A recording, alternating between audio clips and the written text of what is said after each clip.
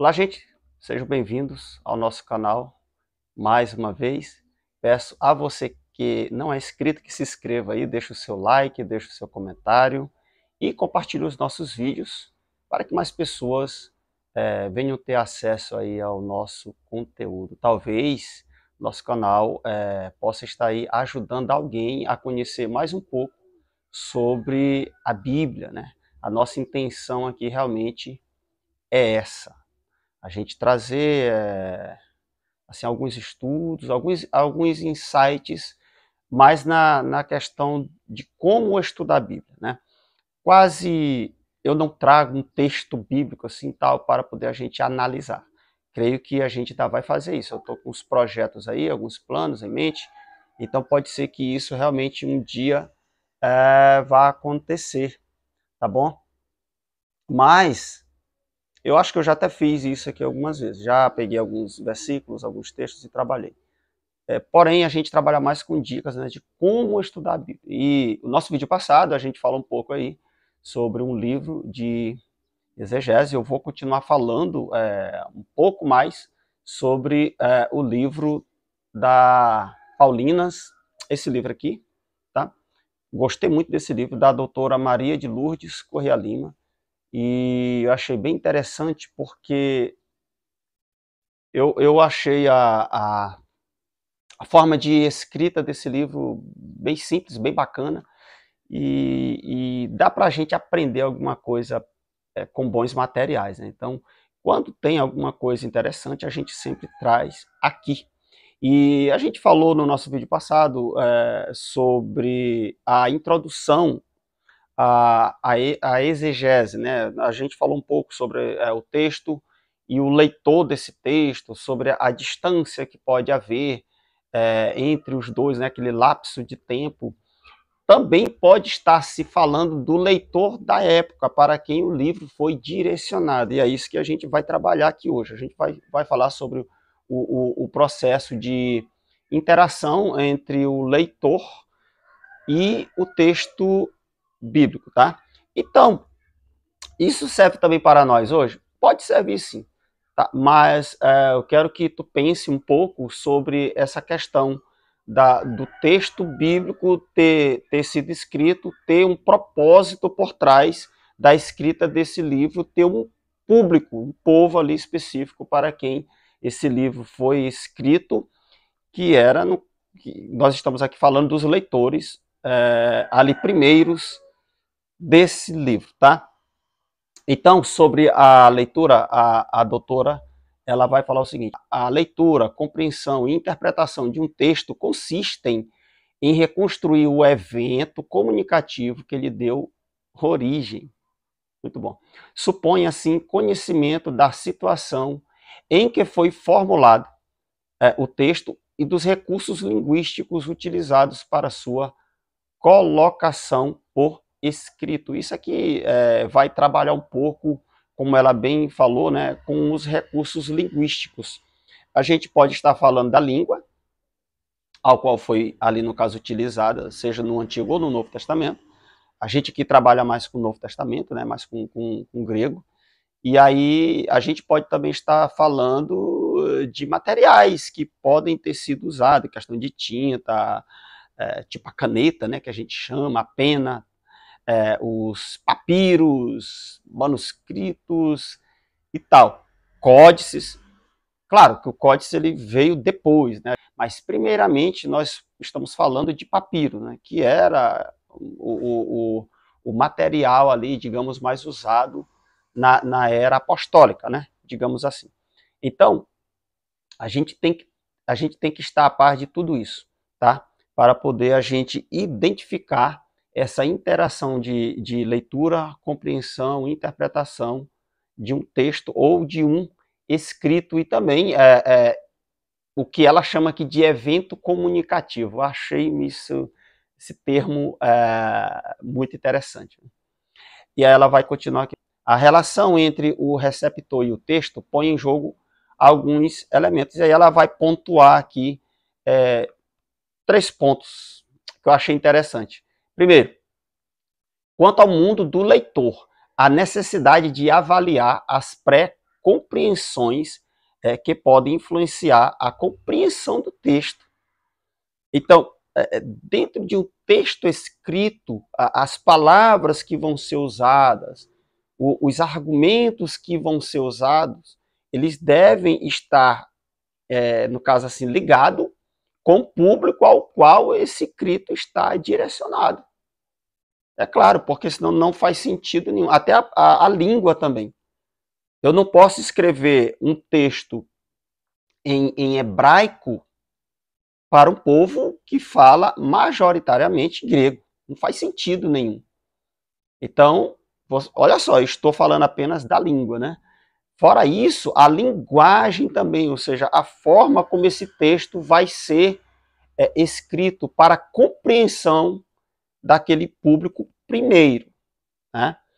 Para nós hoje, aí você pensa aí o trabalho que nós temos de pesquisa, né, para poder saber de tudo isso aí, para podermos entender o propósito da escrita deste texto primeiro ali.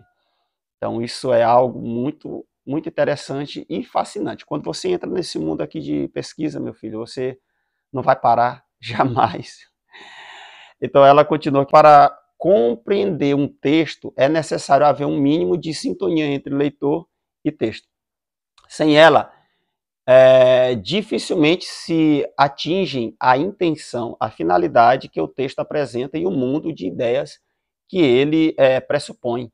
Esta sintonia básica significa abertura ao que o texto quer comunicar, dentro de suas categorias de pensamentos. Então, por exemplo, temas que vão ser abordados em um texto, em cartas, por exemplo. Você só fala sobre o tema circuncisão para quem entende de circuncisão. Você não pode falar desse assunto para um povo, para um grupo de pessoas que não vivem aquilo. Então, eles têm que ter pelo menos um conhecimento básico desse assunto, ou até mesmo que pratiquem esse assunto.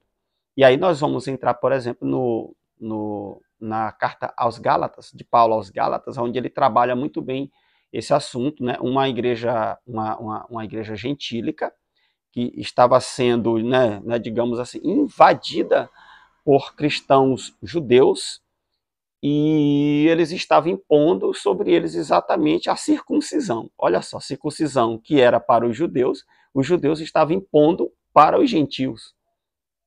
E a gente, pelo menos eu entendo, muita gente entende também que isso era algo cultural dos judeus. A lei mosaica em si, ela era algo, ou é algo, né? Não sei como tu pensa sobre isso, mas é algo cultural também para o povo judeu, para Israel. Isso não diz respeito aos gentios.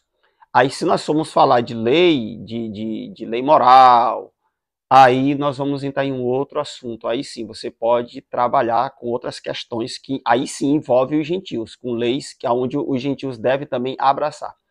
Mas não é o caso aqui. Então você tem que saber usar termos, você tem que ver como esses termos foram usados e para quem eles foram usados, e para que houvesse uma sintonia entre texto e leitor.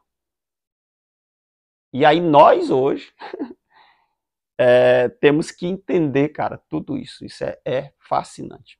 Em segundo lugar, quanto aos critérios para verificação do mundo do texto e sua validade para o leitor. Olha só, o texto traz implícito um leitor ao qual se dirige. Foi o que nós falamos agora há pouco, né? As competências linguísticas, culturais e ideológicas que são pressupostas naquele ao qual se dirige. Ao mesmo tempo, ele quer influenciar o seu leitor. Exatamente, porque muitos textos, muitas cartas são ensino. Então existe uma carga de influência muito grande ali do escritor, tá? Na compreensão e interpretação de um texto é importante perceber a quem ele se dirige e que tipo de leitor ele quer formar. Então, quando nós falamos de Novo Testamento, nós estamos falando majoritariamente, né, de um povo que estava sendo ensinado, discipulado pelos apóstolos. Então, havia uma carga de ensino muito grande. Cara, quando você entende as cartas de Paulo, os propósitos de suas escritas, você vai entender tudo isso aí. E, em terceiro lugar, né, a questão do sentido do texto, que constitui o centro da hermenêutica. Um texto pode oferecer mais sentidos do que aqueles pensados por seu autor. Estes sentidos, embora presentes no próprio texto, o que ele expressa servindo-se do código linguístico e dos dados culturais. São também construídos na etapa de interpretação, que extrai do texto potencialidades. Estes sentidos são encontrados pela exegese, que procura compreender o mundo do texto e que o interpreta, aproximando reciprocamente o mundo do texto e o mundo do leitor. A questão que se coloca é, então, quanto ao estabelecimento de critérios para as etapas de compreensão e interpretação. Então, ela disse uma coisa aqui muito interessante sobre as potencialidades de um texto. Um texto, por exemplo, nós aqui citamos aqui o exemplo do tema da circuncisão. No Novo Testamento, você vai ver que esse tema está ali, mas esse tema ele vem de onde? Ele vem lá do Gênesis. Então, olha só as potencialidades que um texto, que um tema, ele vai abranger, que um texto mesmo, né, ele vai abranger, o leque que ele vai abranger de estudo. Então, aquele leitor lá da época, ele tinha textos também sobre Abraão. Então, ele ia pegar aquele texto, é claro, e ele ia estudar a história desse patriarca e o tema circuncisão, e como esse assunto vem se desenvolvendo ao longo da história de Israel até chegar ao dia dele. São assuntos interessantíssimos aí que a gente só tem muito que aprender. Depois a gente volta aí com mais vídeos sobre esse assunto. Espero que você esteja gostando aí, tá? Então, Deus abençoe a tua vida aí.